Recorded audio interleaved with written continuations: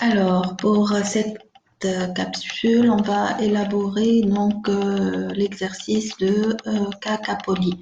Donc, par rapport à la première question, donc là, élaborer un tableau de bord de suivi des objectifs tout en ayant comme donc annexe ces données commerciales. Alors, donc, nous avons repris et il y a une remarque très importante, c'est que chaque secteur doit réaliser un chiffre d'affaires équivalent. Donc là, par secteur, nous allons trouver pour housse de couette 1 million, pour drap 1,5 million et pour thé d'oreiller 1,2 million. Donc 1,2 milliard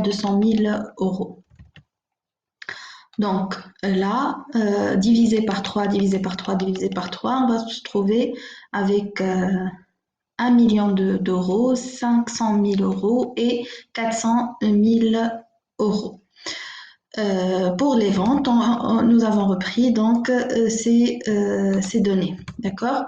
Alors, par la suite, nous avons déterminé l'écart en euros. Donc, l'écart, c'est égal à vente moins objectif, ce qui est réalisé moins objectif. Même principe pour les draps et pour tes d'oreiller. D'accord? Donc là, c'est par rapport au secteur nord. Là, c'est par rapport au secteur centre. Et celui-là, c'est par rapport au secteur sud. D'accord? Par la suite, nous avons déterminé un tableau de bord de suivi des objectifs total. Donc, total, nous avons fait la somme. Donc là, c'est du chiffre d'affaires. L'objectif, c'est le total.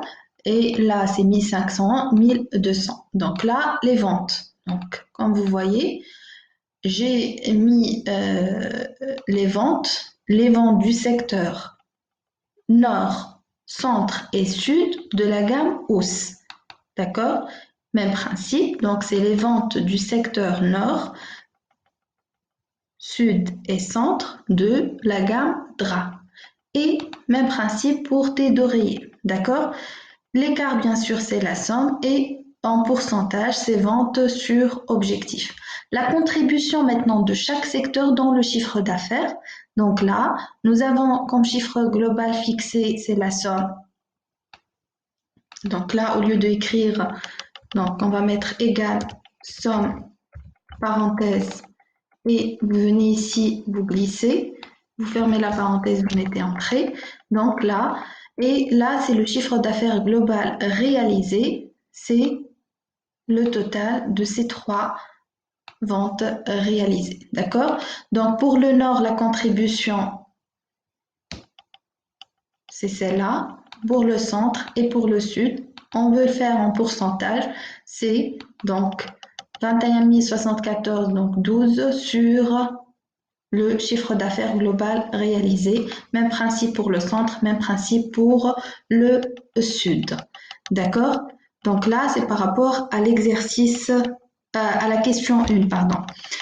Pour la question 2, alors pour la question 2, évaluer la qualité du tableau de bord proposé sur trois critères: exhaustivité, simplicité, lisibilité. Qu'est-ce qu'on veut dire par ça?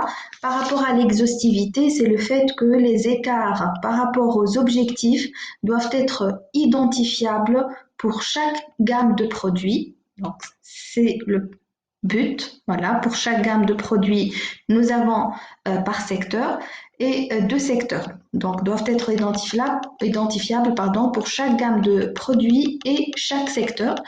Les écarts maintenant en valeur relative auraient pu être intégrés, mais le pourcentage de réalisation des objectifs permet de les déduire directement. Donc là, c'est l'exhaustivité. Par rapport à la simplicité, c'est que euh, le fait d'utiliser ce tableau de bord de suivi des objectifs total, donc là, ce tableau doit donner une vision d'ensemble, donc le toto pour